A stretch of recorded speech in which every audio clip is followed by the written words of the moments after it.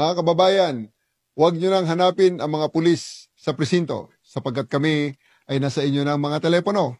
Dial 911, darating kami sa loob ng 5 minuto.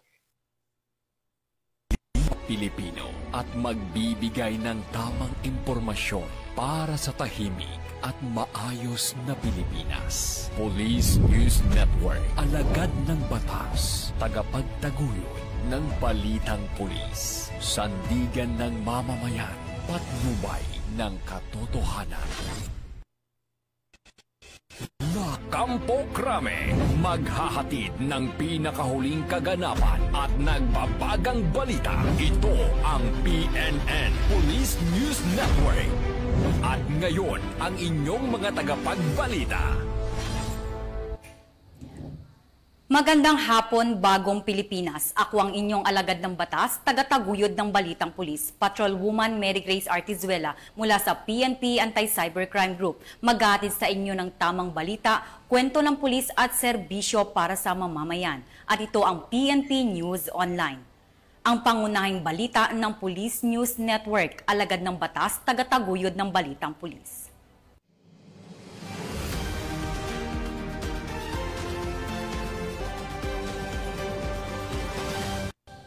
Narito ang mga balitang dapat niyong abangan.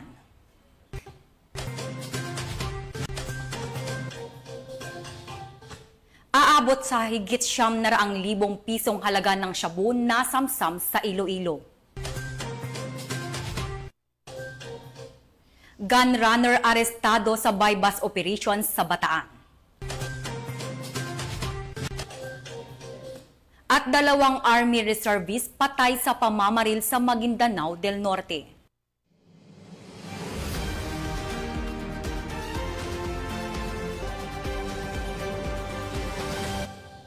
Narito ang mga balitang hatid ng ating PNN correspondents mula sa iba't ibang panig ng bansa.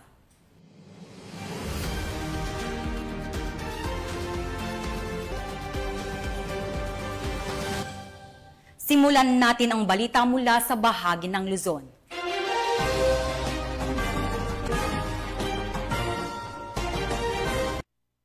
Isang hinihinalang gun runner ang tuluyang nahuli ng mga operatiba ng Orion PNP sa ikinasang bypass operation sa Orion, Bataan. Narito ang report mula kay Patrolwoman Janice Bulahaw. Arestado ng mga operatiba ng Orion Municipal Police Station ang isang hinihinalang gun runner sa Barangay Bilolo, Orion, Bataan. Kinilala ni Police Colonel Marites A. Salvadora, Provincial Director ng Bataan Police Provincial Office, ang suspect na si alias Juan, 46 taong gulang at residente ng City Site, Barangay Bilolo, Orion, Bataan. Matagumpay na isinagawa ang bypass operation dakong 11:15 ng gabi sa pangunguna ng Orion Municipal Police Station sa pakikipagtulungan ng mga operatiba mula sa iba't ibang unit ng pulisya sa ilalim ng direktiba ni Police Colonel Salvadora. Nahuli ang suspect matapos positibong makapagbenta ng isang caliber .38 revolver sa isang police posture buyer. Sa isinagawang protective search, na-recover din mula sa kanya ang marked at budol money, gayon din ang 4 na bala ng baril. Inaresto ang suspect sa bisa ng aktwal na pagkakasangkot sa ilegal na pagbebenta ng baril at sasampahan ng kasong paglabag sa Republic Act 10591 o ang Comprehensive Firearms and Ammunition Regulation Act. Ayon kay Police Colonel Salvadora, ang operasyong ito ay bahagi ng piniigting na kampanya ng ating kapulisan laban sa illegal na armas. Patuloy ang maigting na kampanya ng PNP laban sa mga sangkot sa illegal na aktibidad upang mapanatili ang kapayapaan at kaayusan sa buong lalawigan ng Bataan. Mula dito sa gitnang Luzon, ako ang inyong PNN correspondent, Patrolwoman Janice Bulahaw, alagad ng batas, tagataguyod ng Balitang Pulis. Maraming salamat, Patrolwoman Bulahaw. Isang makabuluhang hakbang ang isinagawa ng Police Regional Office 5 sa pangunguna ni Police Brigadier General Andre Dizon, Regional Director, matapos ang matagumpay na paglagda ng Memorandum of Understanding kasamang iba't ibang ahensya ng pamahalaan bilang pagpapalakas ng kanilang ugnayan at pagtutulungan sa mga programang kadiwa ng Pangulo at merkado sa kampo. Police Staff Sergeant Mercolito Lovendino Jr. sa report. Pinagtibay ng Police Regional Office 5 at ng iba't ibang ahensya ng pambansang pamahalaan ang kanilang suporta sa layunin ng administrasyon na mapalapit ang abot kayang bilihin sa publiko sa pamamagitan ng isang Memorandum of Understanding na nilagdaan ngayong Martes, July 1, 2025 sa Camp General Simeon A. Ola, Legazpi City. Ang kasunduan ay bahagi ng pinalakas na implementasyon ng programang Kadiwa ng Pangulo, gayon din ang inisyatibong Agraryo Merkado sa Kampo na regular na sila sa gawa tuwing Martes sa loob ng kampo. Layunin ng naturang programa na maghatid ng abot kaya at dekalidad ng mga produktong agrikultura at pangisdaan, kabilang ng mga pangunahing pangangailangan direkta mula sa mga lokal na magsasaka at mangingisda. Ayon sa Pro5, bukod sa pagtulong sa mga kawani ng PNP at kanilang pamilya na makabili ng murang bilihin, malaking tulong din ito sa mga lokal na producer upang mailapit ang kanilang produkto sa mas malawak na pamilihan. Bahagi rin ito ng kampanya ng pamahalaan na palakasin ang food security, istulong ang inclusive growth at itaguyod ang kooperasyon sa pagitan ng mga uniformed personnel at sibilyan. Dumalo sa aktibidad ang mga katutuan mula sa Department of Agriculture, Department of Agrarian Reform, Department of Trade and Industry at iba pang partner agencies kabilang ng patunay ng kanilang pagtutulungan para sa tagumpay ng programa. Nagpahayag rin ng suporta si Police Brigadier General Andre Perez Dizon, Regional Director ng Pro5, at sinabi sa inisyatibong ito ay malinaw na hakbang tungo sa makatao at makabuluhang serbisyo para sa kapakanan ng komunidad at kapulisan. Nagpahayag ng pasasalamat ang isa sa mga kalahok na nagtitinda sa nasabing programa dahil sa pagkakataong may pagbili nila ang kanilang mga produkto. Nagkaya kami maming opportunity po didi na magtinda, na hali po kaming mayon, tapos nakapagtinda po kami didi ng mga local products naman.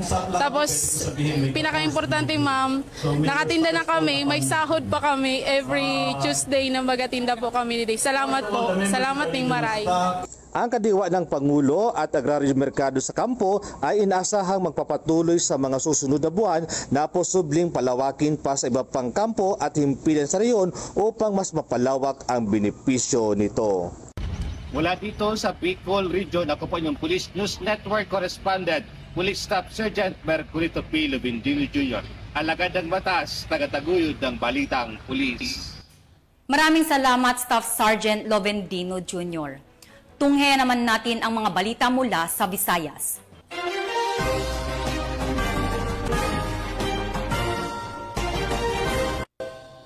Umabot sa higit 900,000 pisong halaga ng hinihinalang shabu ang nasamsam ng kapulisan sa isang matagumpay na buy-bust operation sa bayan ng Tubungan, Iloilo.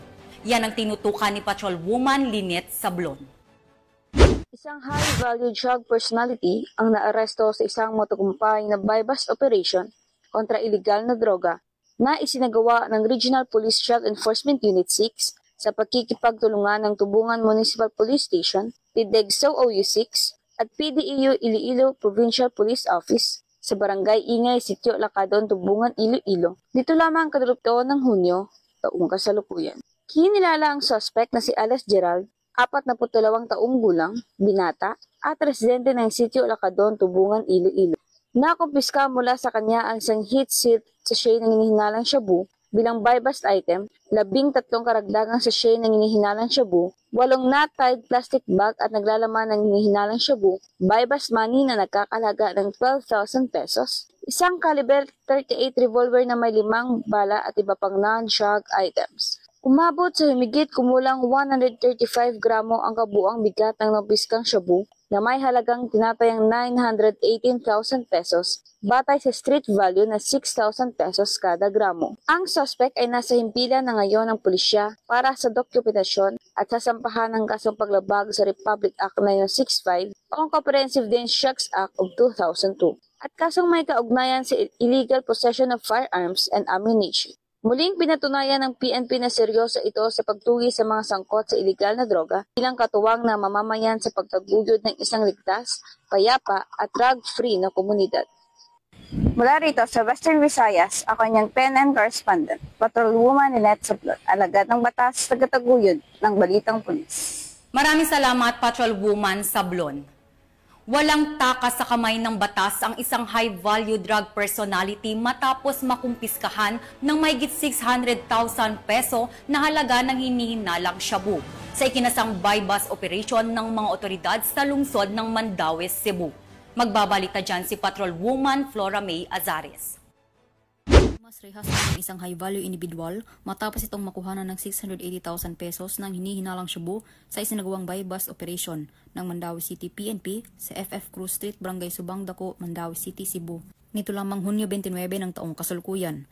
Kinilala ni Police Colonel Cirilo Acosta Jr., City Director ng Mandaue City Police Office, ang suspect na si alias Black, 50 anyos, residente ng 22A Plaridel Street, Barangay Pacnaan, Mandaue City, Cebu. Ikinasa ang buy-bust operation ng mga operatiba ng City Intelligence Unit, City Drug Enforcement Unit MCPO, bandang alas 2:08 ng madaling araw na nagresulta sa pagkaaresto sa suspect at pagkakumpiska ng 8 pakete ng hinihinalang shabu na may kabuang timbang na 100 gramo at may standard drug price na 680,000 pesos, sling bag at buy-bust money. Nasa kustodiya na ng naturang tanggapan ng suspect para sa dokumentasyon at tamang disposisyon. Police Colonel Cirilo B. Acosta Jr., the City Director, lauded the operatives for the successful operation and reaffirmed the MCPO's commitment to the intensified campaign against illegal drugs. In his statements, this accomplishment reflects our relentless effort to cleanse our communities of drug-related activities. With the strong support of Mandaue-Hanos, we remain steadfast in our mission to build a safer and drug-free city. Mula dito sa Central Visayas, ako ang inyong Police News Network Correspondent, Patrolwoman Flora May Azares, alagad ng batas, tagataguyod ng balitang pulis. Maraming salamat, Patrolwoman Azares. Narito naman ang mga balitang mula sa Mindanao.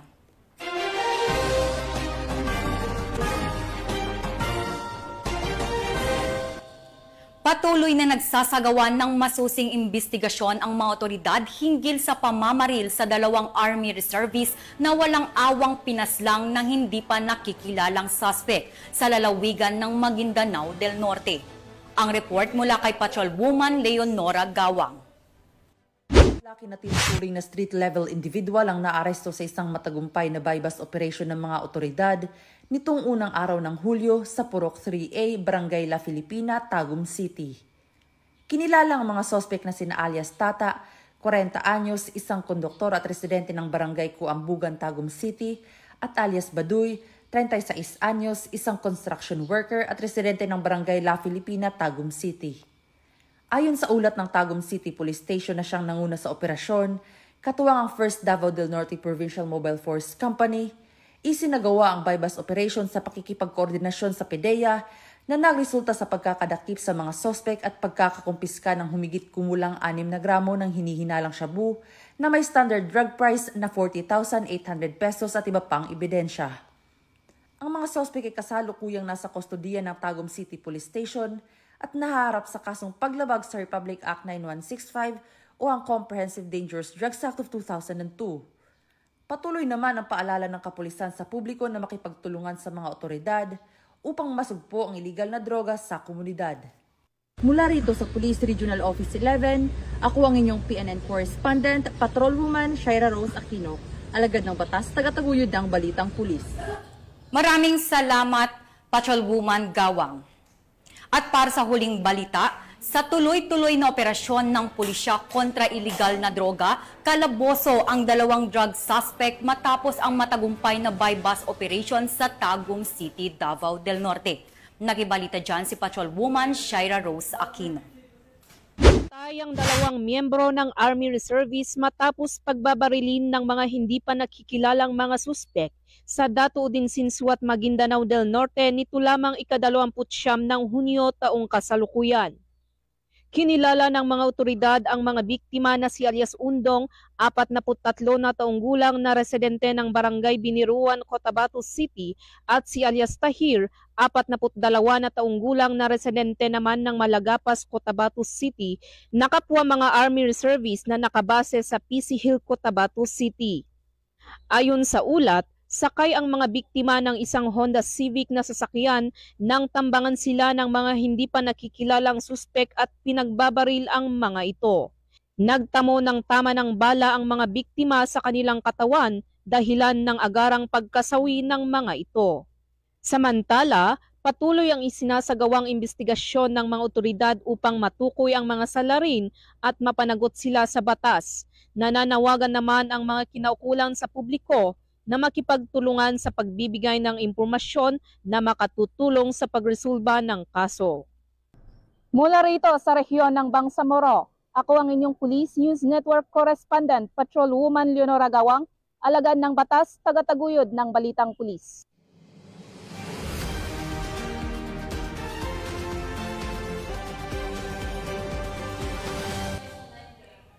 At yan ang mga balitang nakalap ng ating PNN correspondents mula Luzon, Visayas at Mindanao. Sa ngalan ng pamunuan ng Philippine National Police sa pangunguna ni PNP Chief Police General Nicolas Torre III at sa pamumuno ni President Ferdinand Bongbong Marcos Jr., kami ay maglilingkod sa bawat Pilipino at magbibigay ng tama at balanseng balita. At huwag nyo nang hanapin ang mga pulis sa mga presinto sapagkat kami ay nasa inyo ng mga telepono. Dial 911, darating kami sa loob ng 5 minuto. Dahil sa bagong Pilipinas, ang gusto ng pulis, ligtas ka. Mula rito sa tanggapan ng tagapag-ugnay ng pambansang pulisya, ako ang inyong alagad ng batas, tagataguyod ng Balitang Pulis. Patrolwoman Mary Grace Artizuela mula sa PNP Anti-Cybercrime Group, maghahatid ng tamang balita, kwento ng pulis at serbisyo para sa mamamayan. At ito ang PNP News Online, ang pangunahing balita ng Police News Network.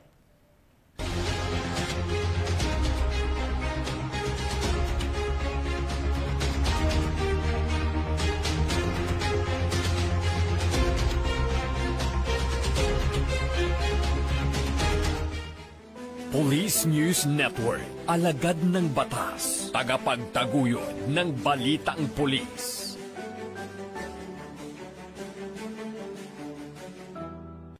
Mga kababayan, huwag nyo nang hanapin ang mga pulis sa presinto sapagkat kami ay nasa inyo ng mga telepono. Dial 911, darating kami sa loob ng 5 minuto.